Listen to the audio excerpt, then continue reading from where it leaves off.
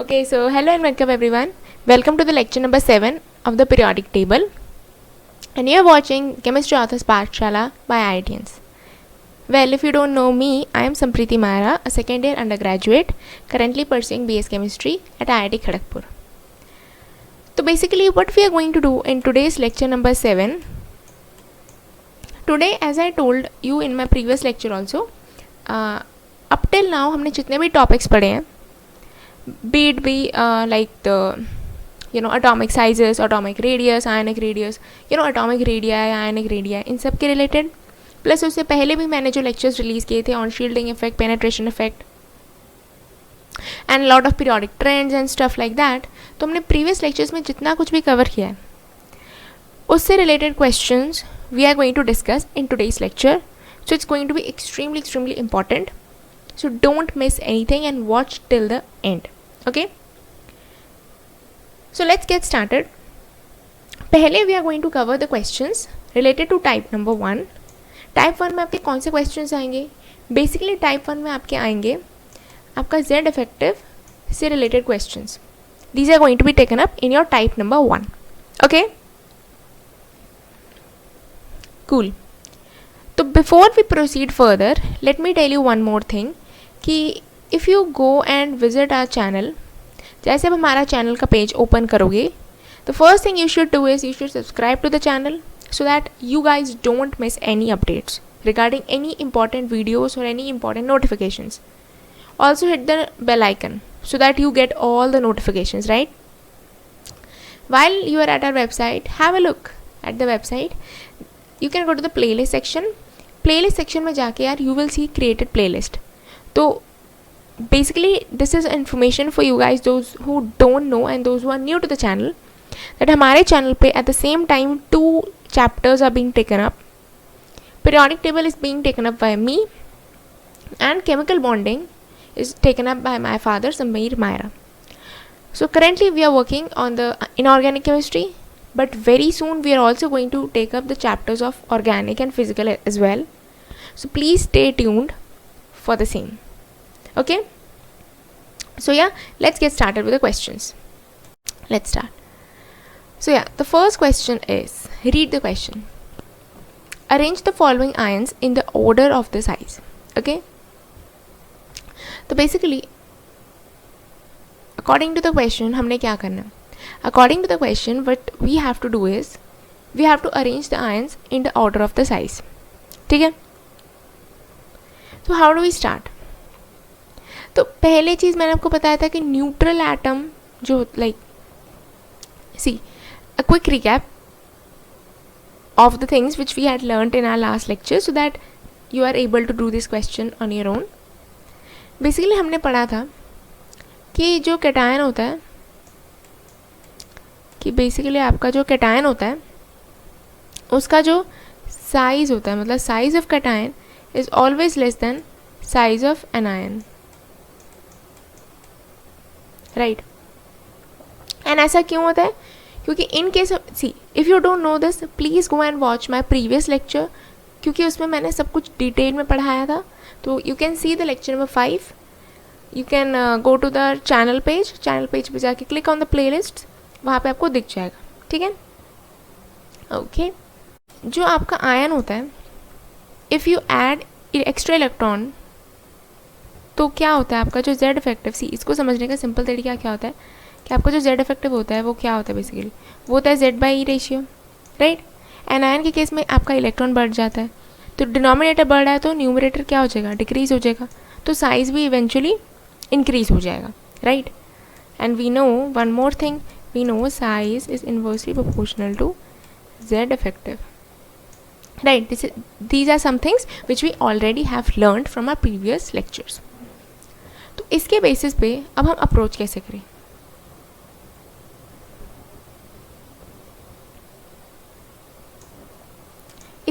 इसके बेसिस पे अप्रोच यार ऐसे करना है कि आप देखो, सबसे पहले you have here 3 cations and 2 anions.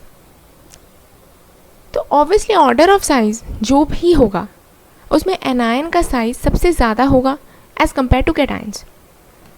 यानी कि आपका जो क्लोरीन माइनस है एंड सल्फाइड माइनस है, इन दोनों का size sodium plus magnesium 2 plus और बेरिलियम 2 प्लस से ऑब्वियसली ज़्यादा ही होगा। अब इनके बीच में कितना ज़्यादा होगा, इनके बीच में कौन ज़्यादा होगा, वो उस चीज़ पे हम आएंगे।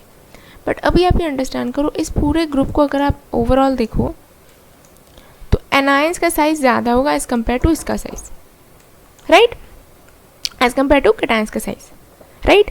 सो आई होप ये चीज़ आप लोगों को क्लियर हो चुकी है कि ये चीज़ तो पहले होएगी, राइट, ओके। अब हम देखते हैं इंटरनली डिस्ट्रीब्यूशन कैसे हो रहा है। इंटरनली अगर हम डिस्ट्रीब्यूशन देखें तो क्लोराइड माइनस और सल्फाइड माइनस, इलेक्ट्रॉन्स चेक करो। क्लोराइड में 17 + 1 18, यहाँ पे oh sorry this is sulphur 2 minus, तो यहाँ पे भी 18 हो गए, है ना। तो यहाँ पे भी 18 है इलेक्ट्रॉन्स आपके, यहाँ पे भी 18 है इलेक्ट्रॉन्स आपके। तो इसका मतलब दिस इज आइसोइलेक्ट्रॉनिक।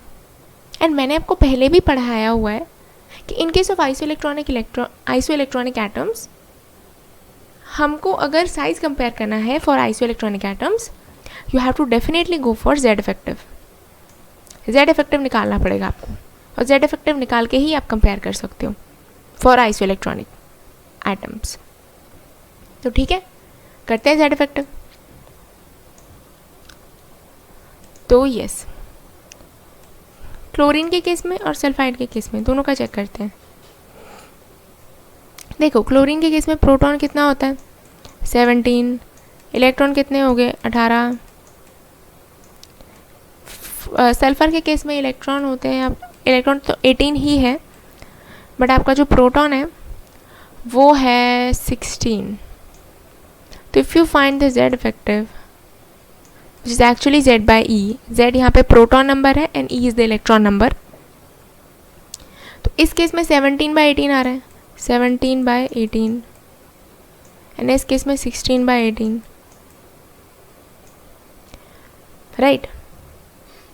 तो ऑब्वियसली आप ये देख सकते हो कि दोनों के केस में if you see this ratio, दोनों के केस में द डिनोमिनेटर इज सेम। तो आप न्यूमरेटर को कंपेयर कर लो। सो यहाँ पे आप डायरेक्टली न्यूमरेटर को कंपेयर कर लो। तो न्यूमरेटर को कंपेयर करोगे तो क्या आ रहा है आपका 17 इज ऑब्वियसली ग्रेटर दैन 16। तो इसका मतलब Z effective is greater in this case, मतलब इसका जेड इफेक्टिव इज ग्रेटर, मतलब क्लोरीन का जो जेड इफेक्टिव है वो ज़्यादा है। तो अगर क्लोरीन का जेड इफेक्टिव ज़्यादा है, इसका मतलब इसका साइज़ क्या होगा, the size would be obviously less. तो इसका मतलब क्लोरीन का size is less than sulphide का साइज। तो the order should be in this manner. So I hope ये चीज़ आपको क्लियर हो गया, ठीक है। चलो इरेज कर देते हैं।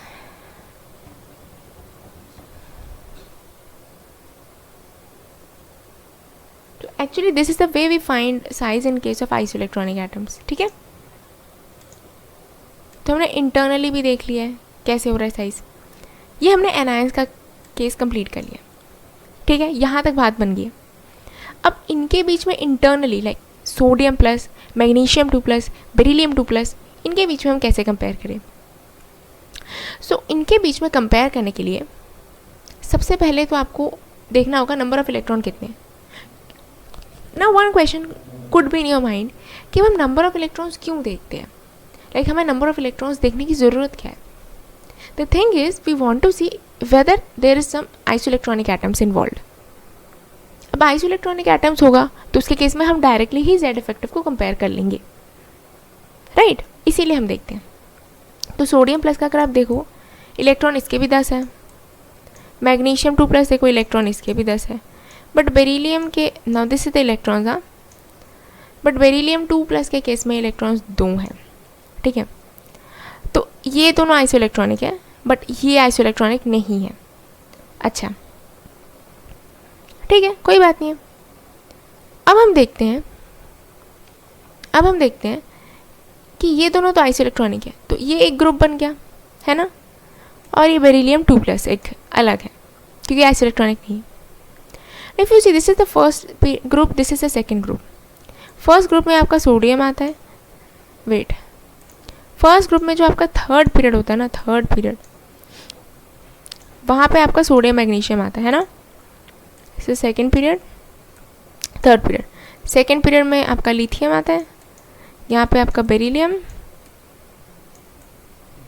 यहाँ पे क्या आ रहा है, magnesium and sodium.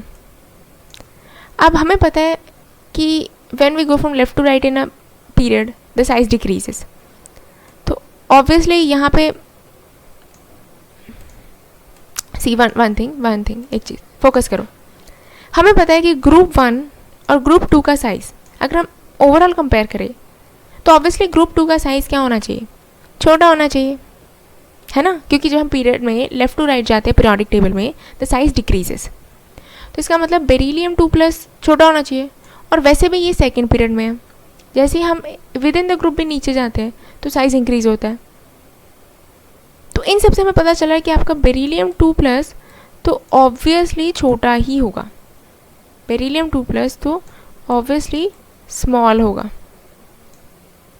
As compare to sodium and magnesium, क्योंकि ये दोनों थर्ड पीरियड के एलिमेंट्स हैं, whereas beryllium is a second period element, तो उसका साइज डेफिनेटली छोटा होगा इन दोनों से। इतना हमको क्लियर हो गया। ये क्या हो गया, हाँ, तो इतनी चीज़ हमें क्लियर होगी, तो हम लिख लेते हैं हमें क्या चीज़ क्लियर होगी, तो हम लिख लेते हैं, हमें ये क्लियर हो गया है कि बॉस बेरिलियम 2+ तो सबसे छोटा होगा। अच्छा, उसके बाद कौन आएगा इन दोनों में से, इन दोनों में आप अगेन आइसो इलेक्ट्रॉनिक, तो सीधा है बॉस, आंख बंद करके जेड इफेक्टिव निकालो, नहीं आंख बंद करके नहीं, आंख खोल के, you have to be attentive. तो सोडियम प्लस के केस में अगर आप जेड इफेक्टिव को कंपेयर करते हैं तो सोडियम प्लस में कितने इलेक्ट्रॉन्स होते हैं, प्रोटॉन कितने हैं 11, इलेक्ट्रॉन कितने हैं 10। मैग्नीशियम के केस में कितना होता है, मैग्नीशियम के केस में होता है 12 और ये होता है 10।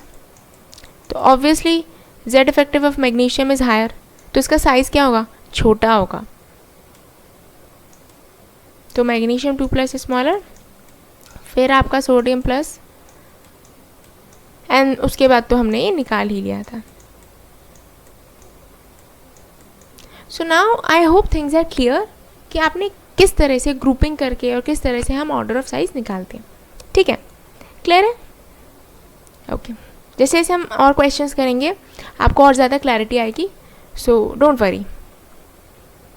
तो यहाँ पे सोल्यूशन पे गिवन है for your reference, you can refer. अच्छा, ये क्वेश्चन नंबर 2 है, लेट्स ट्राई इट। पहले आप लोग वीडियो को पॉज करो and try it on your own, okay, उसके बाद हम डिस्कस करेंगे आंसर। या सो आई होप आप लोगों ने ये क्वेश्चन खुद से ट्राई किया है। So if you guys have tried this question on your own, let me discuss this with you. So you have to find कि इसमें से बड़ा छोटा कौन है, means you have to find the order of their sizes. Now if you have to find the order of their sizes, what you are going to do? See, पहले मैंने आपको एक चीज़ हमेशा बताया है कि आपने पहले देखना है कि आपका एटम न्यूट्रल एटम है, it is a cation, anion, what. So over here you can observe कि यहाँ पे आपका जो एल्यूमिनियम है, एल्यूमिनियम एंड मैग्नीशियम, ये आपके न्यूट्रल एटम्स हैं, whereas aluminium 3+ is an ion, cation to be precise, and magnesium 3+ is also a cation, magnesium 2+ is also a cation। तो वन थिंग तो हमें पता है कि आपका जो एटॉमिक रेडियस होता है, जो आपका एटॉमिक साइज होता है, it is always greater than cation size. Why? Because cation के केस में आपका जेड इफेक्टिव ज़्यादा होता है, एज अ रिजल्ट आपका साइज डिक्रीज हो जाता है, right. These all things I have already covered in my previous lectures, so please go and visit the playlist section। वहाँ पे जाके सारे lectures do see till the end, कुछ भी मिस मत करना, because I have taken up each and every topic। कोई भी question जो भी आप लोगों ने send किया है, I have taken them all। And also one more thing, in today's lecture whatever questions I am going to take, some of the questions I have chosen myself and some of the questions have been sent by the students। एक question मेरे को send किया था, let me check in the emails, one question was sent by Mia Ghosh and one question was sent by Rohan Sharma. Rohan Sharma actually sent 2 questions and one was sent by Mia Ghosh. Okay, एक और बंदे ने भी send किया था, उसका नाम उसने पता नहीं जेई एस्पिरेंट रखा है, तो I don't know his name. So some of the people had send the questions, so वो क्वेश्चंस भी मैंने लिए हैं in this lecture. So please watch the lecture very carefully. तो इसमें आपको समझ आ रहा है कि कैटायन का size obviously is going to be smaller than atomic size. तो ठीक है, लेट्स यूज दिस इंफॉर्मेशन. तो based upon this information we can say कि आपका aluminium neutral and magnesium neutral, इन दोनों का size it's always going to be greater than atoms का साइज, सॉरी यार आयंस का साइज, कैटायंस का साइज, राइट. बेसिकली आप इन दोनों का ग्रुप करोगे, न्यूट्रल जो भी होगा उसका size definitely it's going to be greater as compare to the size of anions. Now let us compare within aluminium or magnesium, मतलब within neutral ions also, what is the order of the size. So for that पहले आप ये देखो कि aluminium is in the 13th group and in the 12th, sorry, in the second group is your magnesium. Second group third period basically. यहाँ पे आपका magnesium है and 13th group third period aluminium. As we already know the periodic trend, which is कि when we go from left to right in a period the size decreases, right. तो इसका मतलब क्या है कि aluminium का size should be smaller than magnesium का size, right. ये चीज़ तो एकदम रेगुलर ट्रेंड से ही बोल रहे हैं हम कि ये चीज़ तो एकदम रेगुलर ट्रेंड से ही आ रहा है, राइट. नाउ अब एल्यूमिनियम अगर इटसेल्फ छोटा है तो एल्यूमिनियम 3+ जो कि कैटायन है, इट हैज़ लॉस्ट 3 इलेक्ट्रॉन्स, तो इसका जेड इफेक्टिव बहुत ज़्यादा बढ़ गया है. एज अ रिजल्ट इसका साइज़ काफ़ी ज़्यादा छोटा होगा than magnesium 2+, right. Because see the thing is यहाँ पे कितने इलेक्ट्रॉन्स हैं, 10 इलेक्ट्रॉन्स, यहाँ पे भी 10 इलेक्ट्रॉन्स. तो basically both of them are isoelectronic. हाँ, both of them are isoelectronic. अब ये दोनों जो आइसो इलेक्ट्रॉनिक है, आइसो इलेक्ट्रॉनिक के लिए आप साइज को कैसे कंपेयर करते हो, बेस्ड ऑन जेड इफेक्टिव. तो जेड इफेक्टिव निकाल के देख लो. मैंने वैसे आपको इस तरह से समझा दिया and I hope this is clear to you, but then still let's do one more way कि हम ना जेड इफेक्टिव कंपेयर करते हैं. इसके केस में देखते हैं प्रोटॉन इलेक्ट्रॉन, चलो देखते हैं. इसमें कितने 13 है, इसमें कितने हैं 12 है मैग्नीशियम में. एल्यूमिनियम 3+ का इलेक्ट्रॉन्स इज 10, मैग्नीशियम 2+ का electrons is also 10. So when you find your Z effective that's going to be 13/10 which is 1.3 और इस केस में 1.2. तो ऑब्वियसली एल्यूमिनियम 3+ के केस में आपका जेड इफेक्टिव काफ़ी ज़्यादा है. As a result the size is going to be smaller. तो एल्यूमिनियम 3+ का size it's going to be smaller than magnesium 2+ का size. Why? Because we know that the atomic size is inversely proportional with Z effective. Clear है? So I hope this whole question is clear to you guys. Clear है? Okay. Now let's go to the next section, that is finding the isoelectronic species. Okay, so the question says we have to find the isoelectronic species. Now what is meant by isoelectronic basically? Isoelectronic matlab number of electrons are going to be the same. Now if the number of electrons are going to be the same, वो हम कैसे calculate करते हैं? Chlorine में atomic number कितना है 17, तो उतने ही इलेक्ट्रॉन्स होंगे, राइट. प्रोटॉन अगर इसका 17 है क्लोरीन का, तो इलेक्ट्रॉन्स कितने होंगे 17, सेम. बट माइनस है एक, मतलब एक इलेक्ट्रॉन ऐड हो गया, मतलब इलेक्ट्रॉन हो गया 18, राइट। मैग्नीशियम 2+ की बात करते हैं, प्रोटॉन कितने हैं, एटॉमिक नंबर कितना है, 12 है। इलेक्ट्रॉन कितने हैं, 12, but 2+, it has lost 2 electrons, -2 यानी 10।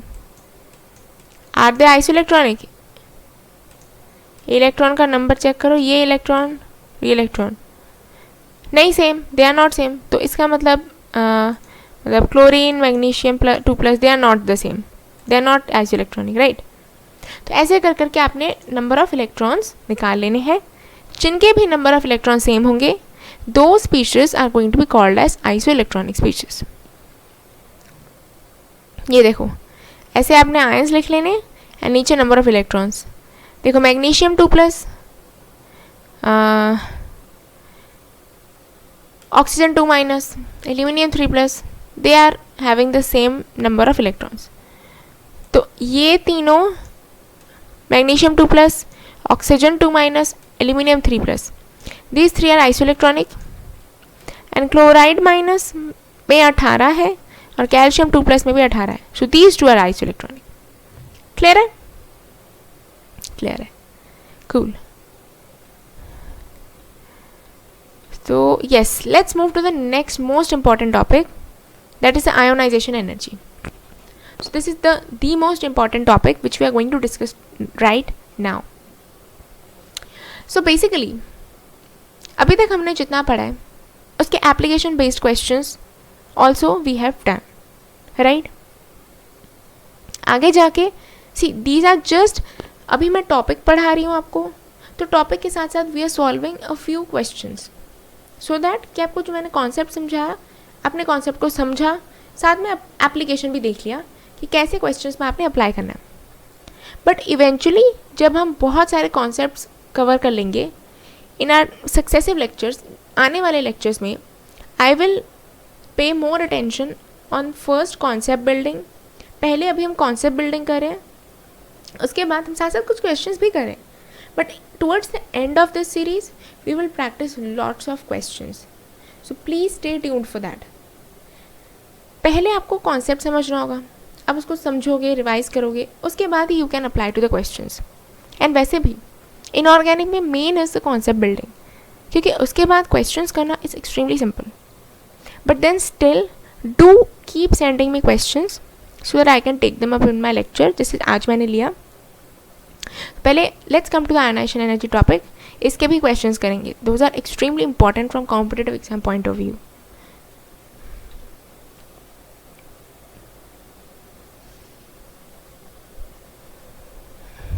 यस, तो basically let's discuss about ionization energy. See ionization energy को in some books they also say as ionization enthalpy, but then enthalpy is again energy only. तो ionization enthalpy बोलो, ionization energy बोलो, it's one and the same thing. So basically let's discuss what is ionization enthalpy. Ionization enthalpy is the amount of energy that is required to remove the most loosely bound electron from its isolated gaseous state to form a cation. I am repeating once more. Ionization energy or ionization enthalpy ये basically क्या है? It is the amount of energy that is required to remove the loosely bound electron. Loosely bound electron यानी the outermost electron from an atom to form a cation, and that atom should be in its isolated gaseous state. मतलब कि जैसे ये आपका एक nucleus है, right, इसके बाहर आपके शेल्स हैं, तो जो एकदम आउटर मोस्ट शेल में जो इलेक्ट्रॉन होता है वो क्या होता है, दैट इज लूजली बाउंड। तो इस इलेक्ट्रॉन को इसके शेल से निकालने के लिए we have to provide some energy, and ये जो एटम है, this whole atom is in its isolated gaseous state. तो इस स्टेज से अगर हमने इस शेल से इस लूजली बाउंड इलेक्ट्रॉन को निकालना है, उसके लिए we have to provide energy. Now this energy is said to be your ionization enthalpy और आयोनाइजेशन एनर्जी। क्लियर है? और जब हम एक बार इस इलेक्ट्रॉन को निकाल लेंगे तो ये एटम क्या हो जाएगा, ये एक कैटायन हो जाएगा, राइट, राइट, यस, क्लियर है। So basically you can C over here also, जैसे यहाँ पे आपने एक मेटल लिया है जो कि इसके आइसोलेटेड गैसियस स्टेट में अवेलेबल है, उसमें से हमने एक इलेक्ट्रॉन को निकाल दिया, तो ये मेटल M प्लस हो गया, इसके ऊपर 1 प्लस हो गया, and the energy required was ionization enthalpy. यहाँ पे the convention is we write it to be IE1. ना IE1 क्या है? That it is the first ionisation enthalpy. मतलब हमने आउटर मोस्ट शेल से अभी एक ही इलेक्ट्रॉन निकाला है. We have just removed one loosely bound electron from the outermost shell. तो उसको हमने लाइक डिनोट करने के लिए we write it to be ionization enthalpy 1. Clear है? अच्छा, नेक्स्ट में क्या है? नेक्स्ट में इन्होंने लिखा है IE2, यानी this is the second ionisation enthalpy. Now what is meant by the second ionisation enthalpy? Basically क्या है कि आपका मेटल प्लस ऑलरेडी कैटायन हो गया, मतलब पहले ही आपने एक इलेक्ट्रॉन निकाल दिया आउटर मोस्ट शेल से. आउटर मोस्ट शेल से इलेक्ट्रॉन निकालने के बाद it got converted into M1 plus, है ना. अब इस M1 प्लस में एक इलेक्ट्रॉन कम है फ्रॉम इट्स ओरिजिनल एटम. अब मैंने Me प्लस से भी अगर मैंने एक इलेक्ट्रॉन को निकाल दिया तो ये हो जाएगा M2 प्लस. अब M प्लस से M2 प्लस जाने के लिए हमें दूसरी बार एनर्जी देनी पड़ी. That energy set to the second ionisation enthalpy. ऐसे ही आगे बढ़ता जाएगा, M2 प्लस M3 प्लस होएगा, तो तीसरी बार निकालने के लिए we have to provide third ionisation enthalpy. Right? Clear? अच्छा, तो basically these are called the ionization energies that are required to remove the electron gaseous, हाँ, फ्रॉम गैशियस एटम. देखो, जो फर्स्ट आयोनाइजेशन एंथैल्पी था वो कौन सी एनर्जी थी? To remove the electron from its isolated gaseous state. Right? But जो second ionisation enthalpy थी, that was the energy basically required to remove the electron from it's monovalent cation, कि पहले से ही कैटायन था, उस कैटायन से आपने एनर्जी निकाली है और वो मोनोवेलेंट था, इसलिए सेकेंड आयोनाइजेशन एंथैल्पी. अगर डाइवेलेंट कैटायन से निकालते हो, जैसे यहाँ डाइवेलेंट था 2 प्लस, वहाँ से निकाल के M3 प्लस किए हो, so this is going to be your divalent से निकला है, तो this is going to be your third ionisation enthalpy. Clear है? ओके, तो यहाँ तक हो चुका है clear. Let's come to the next part. Ionization enthalpy को हम आयोनाइजेशन पोटेंशियल भी कहते हैं. So you would see this term in a few places that our ionization enthalpy is also called as ionization potential. ना हम इसको ionization potential क्यों कहते हैं? बेसिकली हम इसको ionization potential इसलिए कहते हैं because this is the minimum potential difference in discharge tube, जो कि required होता है to remove the most loosely bound electron from an isolated gaseous state to form a cation. Basically जो आपका डिस्चार्ज ट्यूब होता है ना, आई होप आपने डिस्चार्ज ट्यूब के बारे में पढ़ा होगा. बेसिकली वो आपका जो चैप्टर होता है ना एटॉमिक स्ट्रक्चर में, उसमें कॉन्सेप्ट आता है, एंड इवन फिजिक्स में भी उसमें कॉन्सेप्ट आता है डिस्चार्ज ट्यूब का. तो वो जो आपका डिस्चार्ज ट्यूब होता है उसमें कैथोड एनोड होता है. तो कैथोड एनोड के बीच में जो एक मिनिमम पोटेंशियल डिफरेंस हमको डेवलप करना होता है ताकि हम एक लूजली बाउंड इलेक्ट्रॉन को निकाल सके from the isolated gaseous state to form a cation. वो जो पोटेंशियल मिनिमम डिफरेंस हमें चाहिए होता है, that is said to be your ionization potential. Clear है? क्लियर है. Okay, so next thing come to the unit of ionization energy. Energy का unit क्या होता है? Kilo joule. किलो जूल होता है ना, एनर्जी का यूनिट तो किलो जूल होता है. पर मोल. पर मोल क्यों लिया है? टू टेक इनटू अकाउंट कि कितने इलेक्ट्रॉन्स निकले हैं. तो बेसिकली आपका जो आयोनाइजेशन एंथैल्पी का यूनिट होता है दैट इज किलो जूल पर मोल, कि यू नो पर मोल ऑफ द एटम हमें कितना एनर्जी चाहिए. या हम इसको इलेक्ट्रॉन वोल्ट भी बोलते हैं। इलेक्ट्रॉन वोल्ट क्यों? क्योंकि मैंने आपको अभी बोला इसको हम आयनाइजेशन पोटेंशियल भी बोलते हैं, एंड पोटेंशियल का unit is your electron volt. Kilocalorie per mole भी होता है, राइट? क्लियर है? So hopefully all these things are clear to you guys. अच्छा, now let's move to the next part, some characteristics, some important characteristics which are important for you to understand. The first things, ionization enthalpy for an atom is always positive and may be negative for an ion. Now what is meant by this? Listen to this extremely carefully, very carefully basically. Now they are saying कि ionization energy for an atom is always positive and it may be negative for an ion. मतलब आपका एक जो atom होता है ना, जैसे ये एक एटम है, ठीक है, मान लो मैं क्या लूँ, एक second, let me change the pen, क्या हो रहा है, हाँ, लेट इट बी कि मैंने सोडियम लिया, तो sodium is in it's ground state, है ना, sodium is in its ground state. अब I have removed an electron from the outermost shell of sodium, तो ये सोडियम प्लस हो गया, and the energy I had to provide was first ionization enthalpy.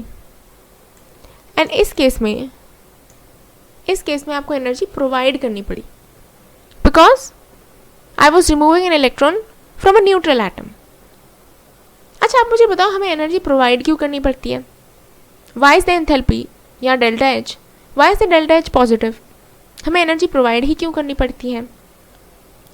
The reason being कि जो आपका neutral atom होता है ना, क्योंकि वो न्यूट्रल है, ये देखो यहाँ पे मान लो ये न्यूक्लियस है सोडियम का, ये इसका आउटरमोस्ट इलेक्ट्रॉन है, तो ये आप सोचो ये एटम जो है ना, ये इसके न्यूट्रल स्टेट में है, इसके ग्राउंड स्टेट में अवेलेबल है, ठीक है।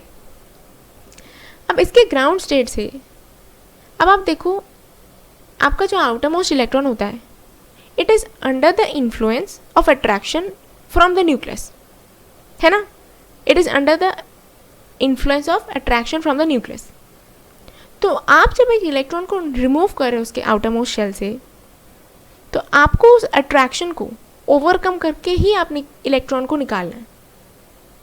तो in order to overcome that nuclear attraction, we have to provide energy to be able to remove the electron. That's why most of the cases में आपका जो first ionization enthalpy होता है, यानी जब आप एक न्यूट्रल एटम से इलेक्ट्रॉन निकालते हैं, उस केस में आपका ionization enthalpy is positive most of the times, right? तो ये चीज़ क्लियर होगी। अच्छा, अब मैं बोलूँ सोडियम प्लस से, यार मैंने ना सोडियम 2 प्लस करना है, अब वैसे सोडियम 2 प्लस नहीं होता है, तो लेट्स चेंज द एग्जाम्पल। अब मैं ना एग्जाम्पल थोड़ा चेंज कर रही हूँ, मुझे सोडियम नहीं लेके अब मैं मैग्नीशियम ले रही हूँ मान लो, क्योंकि मैग्नीशियम का 2 प्लस तो एग्जिस्ट करता है, तो it's easy for you to understand. Magnesium plus हुआ था, अब मैं इसको करना चाहती हूँ मैग्नीशियम 2 प्लस, एंड इस केस में मेरा डेल्टा एच चाहिए होगा मुझे कुछ, and the ionization enthalpy would be second ionization enthalpy, right. अच्छा, अब मुझे बताओ कि मैग्नीशियम प्लस जब ये हुआ, now it has become an ion. अब इस आयन से जब मैं मैग्नीशियम 2 प्लस डाइवैलेंट कैटायन बनाऊंगी, तो will it be easy for me या मोर डिफिकल्ट फ्रॉम मी? बताओ। अब मतलब I want to ask is, आपका फर्स्ट आयोनाइजेशन एंथैल्पी तो पॉजिटिव था, आपका फर्स्ट आयोनाइजेशन एंथैल्पी तो पॉजिटिव था, मतलब आपके लिए इलेक्ट्रॉन निकालना क्या था आपके लिए, मतलब वट आई मीन टू से इज, अगर आपको क्वेश्चन मेरा समझ नहीं आया, आई मीन टू से आपका फर्स्ट आयोनाइजेशन एंथैल्पी, इस केस में I am talking for magnesium वाला case only, first ionisation enthalpy और second ionisation enthalpy, if we just compare their magnitude, इसके मैग्नीट्यूड को कंपेयर करें तो कौन बड़ा ज़्यादा होगा? Who will be bigger, first ionization enthalpy या सेकेंड आयनाइजेशन एंथैल्पी? कौन बड़ा होगा? Just tell me, just tell me. सोचो, आप थोड़ा सोचो, you can pause the video and think.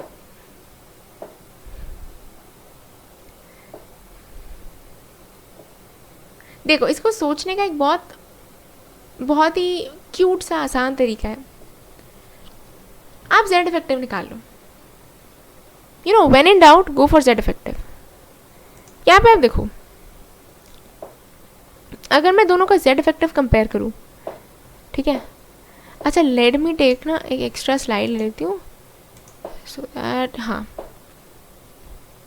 अब ना मैं यहाँ कंपेयर कर रही हूँ मैग्नीशियम प्लस एंड मैग्नीशियम 2+, ठीक है। मैं यहाँ कंपेयर कर रही हूँ प्रोटॉन इलेक्ट्रॉन। प्रोटॉन इसके हैं आपके पास में कितने? 12, इलेक्ट्रॉन है 10 नहीं 11, इसके केस में कितने हैं? 12, एंड इलेक्ट्रॉन है आपका 10। जेड इफेक्टिव बताना कितना है इस केस में? कितना है? 12/11, 12/10। आप डायरेक्टली डिनोमिनेटर को ही कंपेयर करो तो obviously this is bigger, right, this is bigger, ये बड़ा है। यानी मैग्नीशियम 2+ के केस में आपका जेड इफेक्टिव बढ़ गया। जेड इफेक्टिव बढ़ गया यानी न्यूक्लियर अट्रैक्शन बढ़ गया।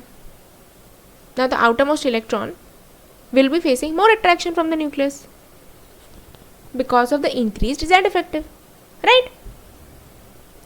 तो अब आउटरमोस्ट शेल से इलेक्ट्रॉन निकालना it's going to be relatively hard. ये चीज़ आपको होगी ना क्लियर कि यहाँ पे देखो, यहाँ पे ना 2 इलेक्ट्रॉन्स थे, मैग्नीशियम 2+ की बात हो रही है ना। यहाँ पे आप 2 इलेक्ट्रॉन देखो, एक पिंक वाला इलेक्ट्रॉन और एक ब्लू वाला इलेक्ट्रॉन, राइट। तो जो पिंक वाला इलेक्ट्रॉन था उसको जब आपने एक बार निकाल दिया बाय प्रोवाइडिंग एनर्जी, उसके बाद आपके एटम का जेड इफेक्टिव बढ़ गया। तो अगर आपका जेड इफेक्टिव बढ़ गया तो न्यूक्लियस का अट्रैक्शन बढ़ गया ऑन द आउटरमोस्ट इलेक्ट्रॉन। तो outermost electron is getting more attraction from the nucleus because of the decreased electron, right. तो एज अ रिजल्ट क्या होगा कि अब इस ब्लू वाले इलेक्ट्रॉन को निकालना it's going to be relatively harder. क्यों? क्योंकि ये ज़्यादा अट्रैक्शन फेस कर रहा है। अब इसको निकालने के लिए आपको ज़्यादा एनर्जी प्रोवाइड करनी होगी, इसीलिए आपका second ionization enthalpy it's going to be greater as compare to the first ionization enthalpy. Clear है? यस। नाउ ये तो एग्जाम्पल हमने देखा फॉर मैग्नीशियम, राइट। ये एग्जाम्पल भाई साहब हमने देखा for magnesium. Now tell me, is it applicable for all cations? हाँ, तो आप तो देख सकते हो ना एक चीज़, जितना ज़्यादा न्यूक्लियर चार्ज बढ़ेगा उतना ज़्यादा अट्रैक्शन बढ़ेगा और उतना ज़्यादा डिफ़िकल्ट हो जाएगा for us to remove the outermost electron. इसीलिए it is mostly seen that the successive ionisation energy, यानी जैसे फर्स्ट आयोनाइजेशन एंथैल्पी के बाद second, third, fourth, successive ionisation energy always increases. ज़्यादा एनर्जी चाहिए होती है because your Z effective always increases. तभी आप देखो फर्स्ट जो आपका third ionisation enthalpy that is much greater than second and then first. So now I explained you why this characteristic is seen. Clear है? Clear है? Okay, let's move to the next part. Okay, तो now you have understood कि ionization enthalpy क्या होता है, successive ionisation enthalpy पे क्या फ़र्क पड़ता है। So those things you have understood. Now let us see the factors affecting ionization enthalpy. ठीक है? तो first is your Z effective. Obviously, see, think logically. Just think logically, Z effective बढ़ेगा तो आउटर मोस्ट इलेक्ट्रॉन पे attraction बढ़ेगा nucleus का, तो अब आउटर मोस्ट इलेक्ट्रॉन को निकालना हो जाएगा मुश्किल। तो इसका मतलब डायरेक्ट रिलेशनशिप है कि जेड इफेक्टिव बढ़ेगा, न्यूक्लियर अट्रैक्शन बढ़ेगा और आयोनाइजेशन एंथैल्पी भी बढ़ेगा। क्लियर है? As Z effective increases, the electrons get more tightly held by the nucleus, so it becomes difficult for us and we require more energy to remove or pull out electrons from the species. As a result, your ionization enthalpy increases. तो ये हो गया Z effective का case. Next is size of the species.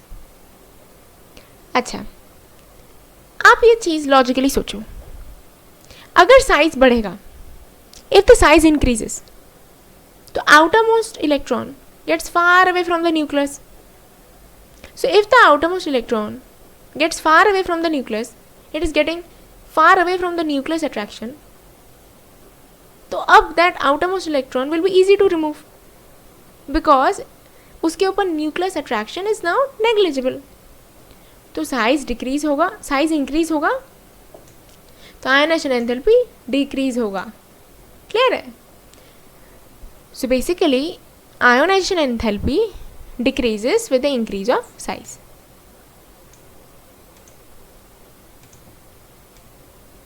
Clear है? चलो, next point is about the shielding effect. अच्छा, ये nucleus है, ये इसके आउटरमोस्ट इलेक्ट्रॉन्स हैं, ये इसके बाहर वाले शेल पे इलेक्ट्रॉन्स हैं कुछ, ठीक है, ये और इलेक्ट्रॉन्स हैं। अब आप मुझे खुद बताना, ये आपका न्यूक्लियस है, मैं N लिख देती हूँ, N। नाउ सी,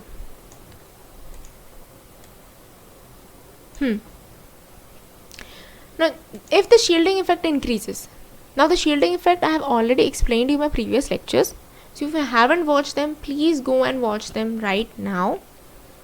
So जैसे जैसे आपका shielding effect बढ़ेगा, this outermost electron is now getting shielded by these electrons. Let me repeat, the outermost electrons are now getting shielded from the nucleus attraction because of the inner shell electrons.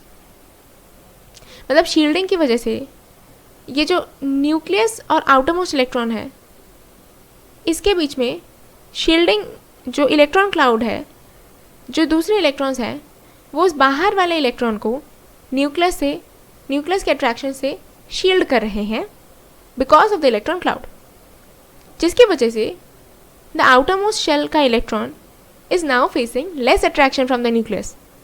तो as a result अब इस outermost electron को remove करना आसान हो जाएगा। So आपका ionization energy decreases with the increase of shielding effect. Clear? Yes, clear हो गया?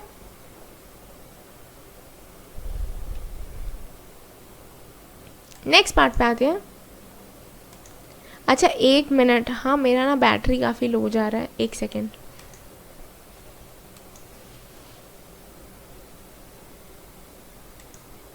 Why is it not stopping यार? Sorry for the interruption यार. I wanted to continue but the laptop was not ready to cooperate with me. Anyway, it's fixed now. So let's come to the topic of next, मतलब next factor पे आते हैं, that is the stability of orbitals. अच्छा, आप मुझे बताओ, अगर आप लाइफ में स्टेबल हो, फॉर एग्जाम्पल स्टेबल से मतलब you're in a comfort zone, आप अपने कंफर्ट जोन में हो, आप आराम से बेड पे लेटे हुए हो, you are quite stable, you are feeling quite stable, you are feeling quite comfort in your comfort zone.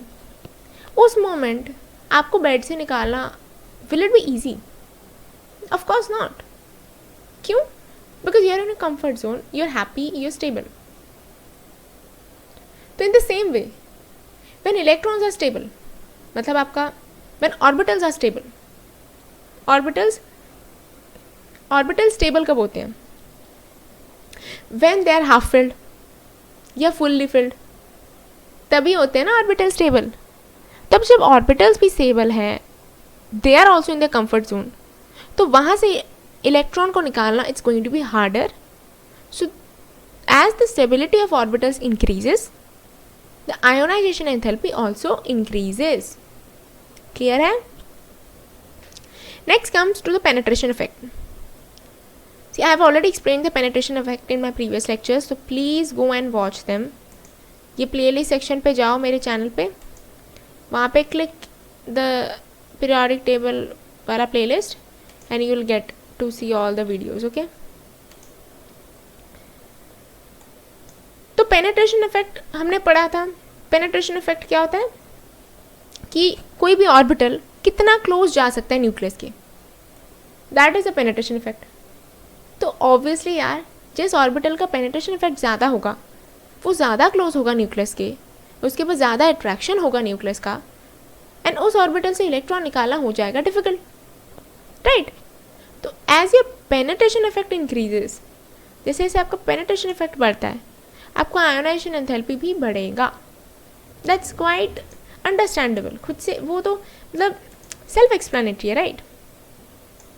सी, यहाँ पे एक्सप्लेनेशन भी है, इसको ध्यान से पढ़ते हैं. चलो, electrons which have more penetration power are closer to the nucleus.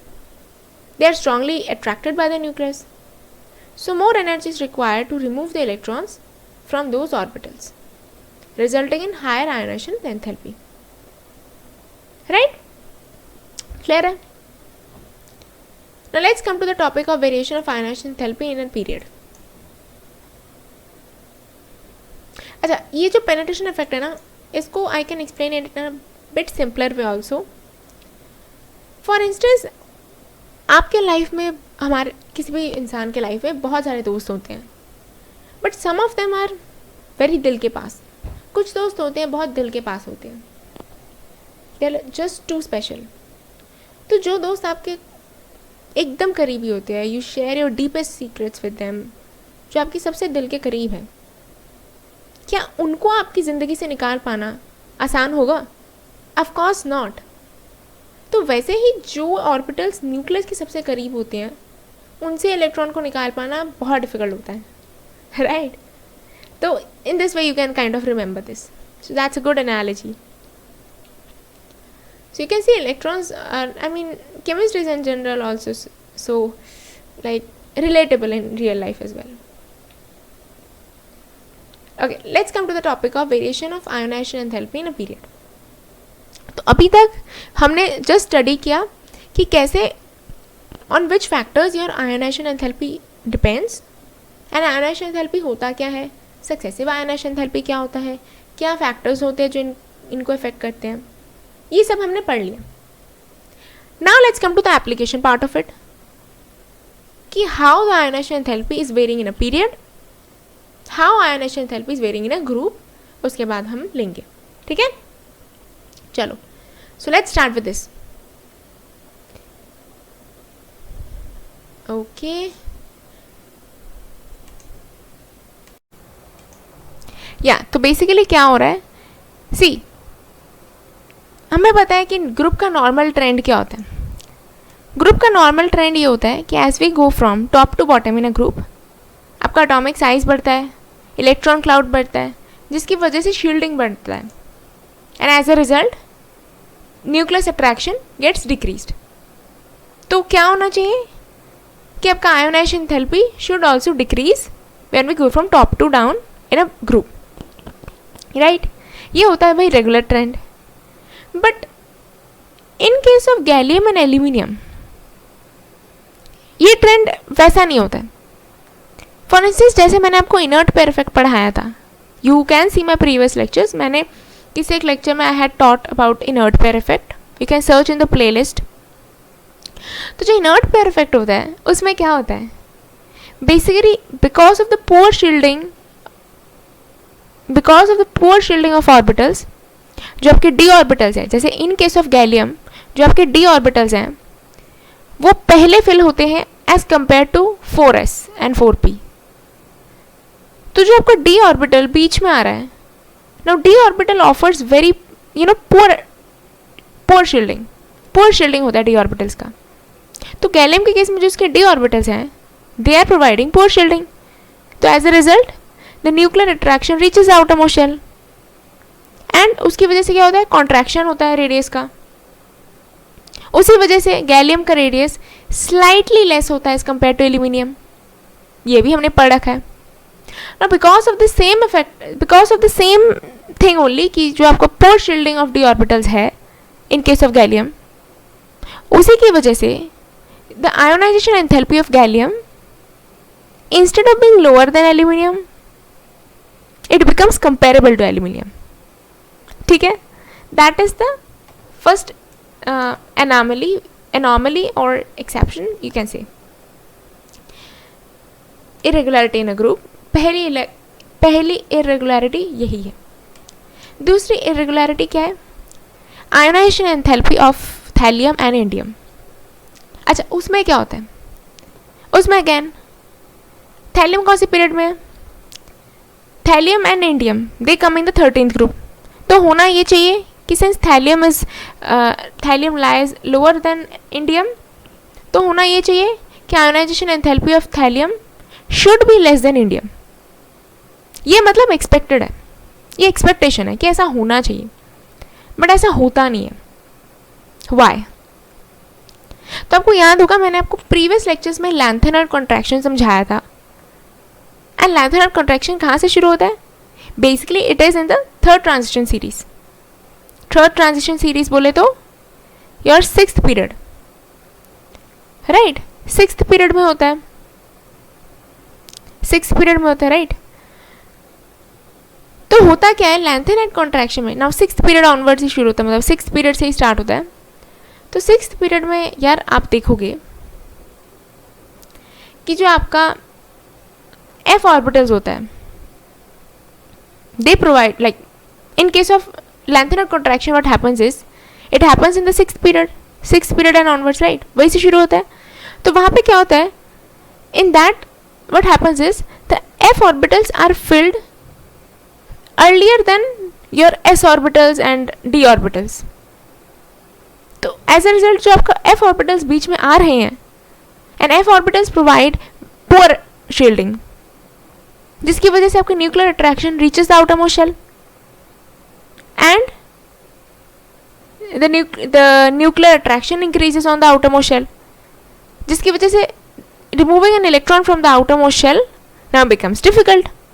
So the ionization enthalpy of thallium is greater actually than indium. Why? Because of the lanthanide contraction, जिसमें there is poor shielding of f orbitals. and इसी poor shielding की वजह से thallium का size भी घट जाता है, न्यूक्लियर अट्रैक्शन भी बढ़ जाता है on the outermost shell, and it is like we require more energy to remove an electron from the outermost shell of thallium. Clear है? ये देखो ये पेज नंबर भी गिवन है, so those of you who have our book they can go and read on the page number 29. But वैसे भी मैंने आपको समझाया हुआ था लैंथेनाइड कॉन्ट्रैक्शन. ठीक है, क्लियर है? तो ये इरेगुलरिटी भी आपको समझ में आ चुकी है. Now let's come to the second for D block elements. हाँ, D block elements में क्या है देखो, तो D block elements में जो आपका 3D सीरीज होता है and the 4D सीरीज होता है, उसका आयोनाइजेशन एंथैल्पी ऑलमोस्ट कंपेरेबल होता है. ठीक है, मतलब बहुत ज़्यादा सिग्निफिकेंट डिफरेंस नहीं होता है. But when you go to the 5D series, like this is the 3D series. 3D series मतलब आपका फर्स्ट ट्रांजिशन सीरीज, मतलब आपका 4th period, 5th period, 6th period, है ना, 4th, 5th, 6th. This is the first transition series, second transition series, third transition series. तो पहला transition series में क्या होता है, आपका 3D आता है, 5th में आपका 4D आता है, एंड यहाँ पे आपका 5D सीरीज आता है ना, ऐसे ही होता है. अच्छा, तो what we are saying is कि 3D और 4D इन दोनों का जो रेडियस होता है, या मतलब जो आयोनाइजेशन एनर्जी होता है, वो ऑलमोस्ट कंपेरेबल होता है. ठीक है, वो ऑलमोस्ट कंपेरेबल होता है. बट जब हम ionization energy of 5D series को कंपेयर करते हैं विद द 4D सीरीज, तो we see that 5D series का ionization enthalpy is greater as compare to the 4D series. Now क्यों ऐसा होता है? अगेन लुक एट इट, ये कौन सी पीरियड में ये इरेगुलरिटी आ रही है? 6th पीरियड में। एंड 6th पीरियड से 6th period and 6th period onward क्या शुरू होता है आपका? 6th पीरियड से क्या स्टार्ट होता है आपका? लैंथेनाइड कॉन्ट्रैक्शन होता है। Because of this lanthanide contraction only, because of the poor shielding, आपका 5D सीरीज के electrons they face more nuclear attraction because of the poor shielding, and now the ionization enthalpy in case of 5D series is greater as compared to 4D series. Clear हो गया?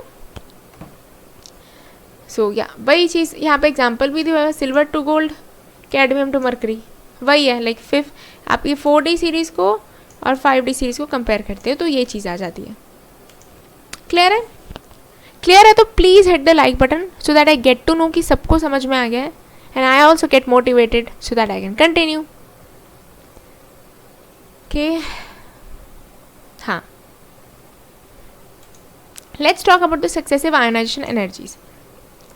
तो successive ionization energies मैंने आपको पहले ही समझा दिया था on the first slide only, जहाँ पे मैंने आपको आयोनाइजेशन एंथैल्पी समझाया था। On the first slide only I had explained you कि सक्सेसिव आयोनाइजेशन एंथैल्पी क्या होता है। अच्छा, तो ये चीज़ आपको तो पता है, तो I am not going to repeat this thing क्योंकि ये मैंने पहले ही समझा दिया। ओके, अच्छा यहाँ पे एक चीज़ देखते हैं, बी पार्ट पे आ जाओ। बी पार्ट में क्या हो रहा है? They are saying the second ionisation enthalpy of sodium is higher as compare to magnesium. तो चलो इसको एक्सप्लोर करते हैं। ये आपका सोडियम है, ये आपका मैग्नीशियम है। मैं अगर सेकेंड आयोनाइजेशन एंथैल्पी के बेसिस पे दोनों को कंपेयर करूं तो किसका सेकेंड आयोनाइजेशन एंथैल्पी ज़्यादा होगा? ये ज़रा आप खुद से कंपेयर करो and give me the answer in the comment box. I want to see how many of you do questions with me in the lecture. See the thing is, इसको करना कैसे है? देखो लाइफ में ये ना, मतलब लाइफ नहीं सॉरी, पीरियोडिक टेबल वाले चैप्टर में कोई भी इशू हो तो हमेशा go for writing the electronic configuration. तो पहले इसके इलेक्ट्रॉनिक कॉन्फ़िगरेशन लिखते हैं। आई मीन अगर पूरा भी नहीं लिखना, you can go for the valence shell only. तो इसका वैलेंस शेल क्या होता है? थर्ड पीरियड में 3s2 होता है, ये भी थर्ड में तो 3s1,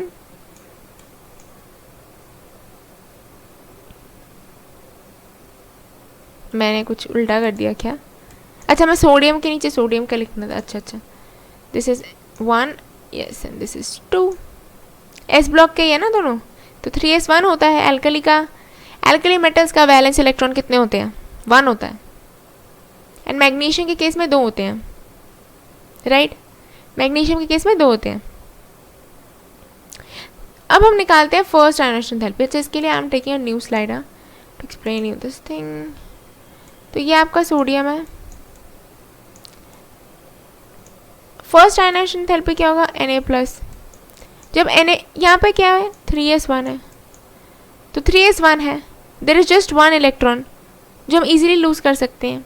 उसके बाद Na+ हुआ, तो Na+ हुआ तो 3s0 हो गया। Now it attain Nobel gas configuration, है ना, क्योंकि इसके अंदर वाले ऑर्बिटल्स में इलेक्ट्रॉन फिल हो गया। Now it achieved the noble gas configuration of what? Now it achieved the noble gas configuration of neon, है ना। तो ये हो चुका है स्टेबल। अब अगर मैं आपको बोलूँ कि सोडियम प्लस से मुझे सोडियम 2+ करना है, तो इसका मतलब क्या होगा? Now you have to take out an electron from the noble gas configuration, और क्योंकि इसका noble gas already configuration complete हो चुका है, so now it is in its comfort zone. अब ये अपने कंफर्ट जोन में है, ये अपने एकदम स्टेबल स्टेट में है, तो वहाँ से इसके ऑक्टेट को डिस्टर्ब करके एक इलेक्ट्रॉन निकालना would be very very difficult. ठीक है, अब आते हैं मैग्नीशियम पे। लेट्स सी कि मैग्नीशियम के साथ क्या होता है। तो चलो मैग्नीशियम का देखते हैं। मैग्नीशियम से मैग्नीशियम प्लस करते हैं, ठीक है, इसका कितना होता है 3s2 होता है, तो 1 प्लस, देखो अब 1 प्लस करना है यानी 3s1 होगा। अब यहाँ देखो इसके पास 2 है, मतलब इसका नोबल गैस कॉन्फ़िगरेशन कंप्लीट हो रहा है, मतलब आई मीन टू से इसका जो ऑक्टेट है वो पूरा हो रहा है। तो अगर इसका ऑक्टेट पूरा हो रहा है, अभी स्टेबल है, तो इसके स्टेबल स्टेट से आप एक इलेक्ट्रॉन निकाल रहे हो ज़बरदस्ती, this is going to be difficult. But sodium के केस में एक इलेक्ट्रॉन निकालना आसान था। इसका मतलब अगर हम फर्स्ट आयोनाइजेशन एंथैल्पी कंपेयर करें, फर्स्ट आयोनाइजेशन एंथैल्पी को कंपेयर करें तो sodium has lower first ionisation enthalpy as compare to magnesium, right. अब हम नेक्स्ट कंपेयर करेंगे कि सेकेंड आयोनाइजेशन एंथैल्पी किसका ज़्यादा है। सी, ये जो मैं कॉन्सेप्ट समझा रही हूँ this is extremely helpful for solving questions, तो प्लीज़ टेक दिस सीरियसली। अब मैं मैग्नीशियम 2 प्लस कर रही हूँ। अब आप देखो जब आप मैग्नीशियम 2 प्लस करोगे, अब इलेक्ट्रॉन कहाँ से जाएगा, यहाँ से, तो एस में तो एक ही इलेक्ट्रॉन है, the octet is not complete anyway, octet complete नहीं है, ये फुलफिल्ड नहीं है, तो it is not very stable, ये स्टेबल तो नहीं है, तो now it can easily lose an electron, क्योंकि इलेक्ट्रॉन लूज करने के बाद 3s 0 हो जाएगा and it will attain the noble gas configuration neon का, तो अब ये स्टेबल हो जाएगा, तो ये चीज़ फेवरेबल होगा। मैग्नीशियम प्लस से magnesium 2 plus is going to be favourable, whereas वो सोडियम प्लस से sodium 2 plus was not favourable, क्योंकि वहाँ ऑक्टेट डिस्टर्ब हो रहा था। इसका मतलब सेकेंड आयोनाइजेशन एंथैल्पी के केस में सोडियम के लिए ज़्यादा एनर्जी चाहिए होगी। As a result we can conclude that sodium has higher second ionisation enthalpy as compare to magnesium. यानी हमने पूरा purely on logic just electronic configuration को लिख के हमने इस पूरे लॉजिक को समझ लिया, तो आपको भी ऐसा ही करना है, ठीक है। ओके, तो ये रीज़न मैंने आपको समझा दिया। Okay, let's come to this. ये मैंने आपको समझा दिया है, लाइक दिस इज डन। हाँ, ये एक अच्छा कॉन्सेप्ट है, ये कॉन्सेप्ट आपके अपकमिंग क्वेश्चंस में, अपकमिंग कॉन्सेप्ट पे आएगा काम, तो इसको please be very concentrated over here, क्योंकि I am going to explain a very important concept over here. Basically क्या होता है, whenever there is a sudden jump or abnormally high ionization enthalpy at any stage, that indicates the electron is being removed from the core or the more stable state. अब इसका मतलब क्या हुआ? Come back to this example. यहाँ पे first ionization enthalpy of sodium less था, but अगर आप देखो सोडियम प्लस से सोडियम 2 प्लस जा रहे हो जब, it is going to be extremely difficult. इस केस में there is a high jump in ionization enthalpy, तो जब भी बॉस हाई जंप आए या अबनॉर्मली हाई आयोनाइजेशन एंथैल्पी हो एक स्टेज से दूसरे स्टेज पे, तब बॉस समझ जाओ कि आप एक स्टेबल स्टेट या एक फुलफिल्ड कॉन्फ़िगरेशन, मतलब आप एक स्टेबल स्टेट से इलेक्ट्रॉन निकाल रहे हो, आप एक कंप्लीटेड ऑक्टेट से इलेक्ट्रॉन निकाल रहे हो। और अगर आप एक कंप्लीटेड ऑक्टेट से इलेक्ट्रॉन निकाल रहे हो, इसका मतलब पहले ही उसका ऑक्टेट कंप्लीट हो चुका था। That means this sodium plus यही इसका स्टेबल स्टेट है, एंड इसका मतलब इसका वैलेंस इलेक्ट्रॉन कितना है, जस्ट 1। तो अगर आपको आयोनाइजेशन एंथैल्पीज डिफरेंट स्टेजेस पे गिवन हो, तब वहाँ पे हर एक स्टेज के आयोनाइजेशन एंथैल्पी के डिफरेंस को कंपेयर करके आप बता सकते हो कि कौन सा स्टेज उसका फेवरेबल था, कौन सा स्टेज फेवरेबल नहीं था, कितने वैलेंस इलेक्ट्रॉन्स होंगे। क्लियर है? सो आई होप आपको ये चीज़ थोड़ा थोड़ा समझ में आ रहा है। आपको ये चीज़ और भी ज़्यादा समझ में आएगी, बट अभी आप ये समझो कि whenever there is a sudden jump और abnormally high ionization enthalpy at any stage, चाहे फर्स्ट आयोनाइजेशन हो, सेकेंड आयोनाइजेशन हो, थर्ड हो, जिस भी स्टेज पे abnormally जंप आ रहा है आयोनाइजेशन एंथैल्पी में, तभी समझ जाओ कि basically you are removing an electron from the core और द स्टेबल स्टेट, एंड उसी स्टेज पे आपका वैलेंस शेल कंप्लीट हो रहा है, मतलब आपका वैलेंस शेल का ऑक्टेट कंप्लीट हो रहा है, तो वैलेंसी वहीं से आपको पता चल जाएगी। क्लियर है? इसके आप एप्लीकेशंस करोगे तब आपको और समझ आएगा। ओके तो बेसिकली ये चीज़ हम समझा देते हैं आपको, एप्लीकेशन ऑफ आयोनाइजेशन एंथैल्पी। तो अभी तक हमने factors, different factors affecting ionization enthalpy, वो सारी चीज़ें आपको समझा दी हैं। Now let's come to the application of ionization enthalpy.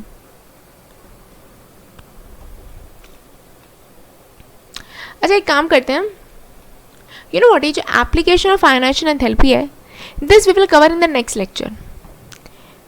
ठीक है, टाइम वैसे हो रहा है तो लेट्स एक काम करते हैं, ये मैं नेक्स्ट लेक्चर में लूँगी ना। वाई? बिकॉज इसके अंदर ना हम कुछ क्वेश्चंस करेंगे, एंड मैं सिर्फ ये नहीं चाहती कि मैं सिर्फ अपने क्वेश्चंस करवाऊँ, I want you guys to send the questions also. तो अभी का lecture we are ending over here, we will meet in the next lecture, we'll start from this topic only, application of ionization enthalpy. Lecture number 8 में we will meet, and do send me the questions, okay, which you want me to take under the application part of ionization energy. Also one more thing, there is going to be an extremely important announcement at the end of the video. 2-3 minute होंगे, please listen to that very carefully. And one more thing, if you guys have any doubts, any questions, feel free to comment in the comment box below, and also you can email me at any time. I always check my comments and emails. So thank you all, but wait, announcement सुन के जाना। Okay, hello everyone. So actually many of you had asked कि जो भी हम पढ़ा रहे हैं what are the references for that, और उसके notes कहाँ मिलेंगे। So for that I am clarifying it today itself कि you can find all the references and all the notes जो भी हमने अभी तक पढ़ाया, मैंने या मेरे डैड समीर मायरा ने, उन्होंने अभी तक जितना भी पढ़ाया है या आगे भी पढ़ाने वाले हैं, all the notes, all the references we are taking from our book जो हम दोनों ने खुद कंपाइल किया है। It has been a really fun experience compiling this book for you guys, and the book name is The Ultimate Guide to Inorganic Chemistry by IITians, and it's compiled by both of us, Mr. Sameer Maira and me, Sampriti Maira. Basically, let me tell you, ये book किसके लिए है? The book is for all the students who are in currently class 11th, whether they're studying in CBSE or ICSE, or whether they're preparing for JEE Mains, JEE Advanced, KVPY, NEET, and any other competitive exams. Why? Because this book is absolutely suited for everyone, क्योंकि हमने इसमें हर एक concept को बहुत ज़्यादा depth में cover किया है। Yet let me tell you, it is not like any other book, because I can tell it with whole confidence कि ऐसी बुक आपको मार्केट में नहीं अवेलेबल होगी। Now why can I say this with full confidence?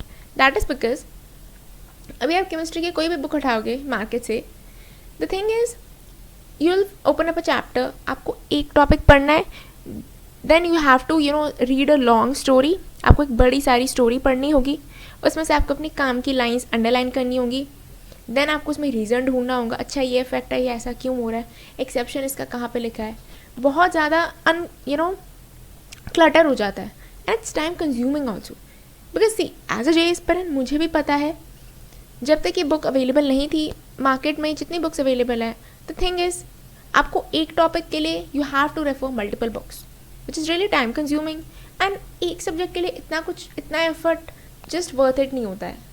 So that's why being a JEE aspirant myself, I know what kind of problems we people have to face, time constraints and a lot of things. तो उन सब चीज़ों को हमने दिमाग में रख के we have compiled this book, and you know the thing is, why do I recommend you to buy this book? The thing is, it is written by the people who have been there. I have been a JEE aspirant myself, and I know what is actually needed by the aspirants. It's concise, to the point, easy to understand with lots of examples. Everything which we have explained, even in my lectures or in my father's lectures, we always include examples and we have been always concise. Okay. Second is it's multicolored, and the important concepts, reasons, exceptions, and the data in the tables, everything is colorful and it's highlighted too. So you don't need to, sit and underline each and every line. No, in that way we are saving your time by already highlighting and underlining the things which you need. And also this book serves as a textbook plus problem solving, जो normally नहीं होता, because we have to refer a book for reference and एक दूसरा हमें module करना होता है for questions. Not at all required, because इसमें आपका theory भी है plus questions भी है, right? And that's why I would recommend it highly for you guys, and please buy it ASAP. I would request you all. The link for the website could be found in the description box below, and in the website, also in the description, I have given the Amazon and Flipkart links जहाँ पे book available है. आप website पे भी check कर सकते हो, वहाँ पे भी links available है. Also, if you guys want to preview the book before buying, उसका भी option है. So when you open the website, आपको यहाँ पे जो PDF लिखा है ना, वहाँ पे आप क्लिक करना, and this will open up in a new window, और आपको एक PDF मिलेगा, sample PDF. So there you can understand जो चीज़ें मैंने अभी तक बोली, why they are helpful for you guys. So you can see how multicolored, and ये जो notes वगैरह है, all the exceptions, everything have been colored. You can see the things yourself. How concise it is. ये चीज़ें normally एक बड़ी story में लिखी होती हैं, and it's just very time consuming. I've been there, I have read such things. मुझे पता है. See for yourself. देखो यहाँ पे reason किस तरह से दिया हुआ है. We have not written a story. Everything is really concise. Yeah, so that's all for today. Thank you all for your time and attention. Any questions, please comment in the comment box, or you can email your doubts. Thank you.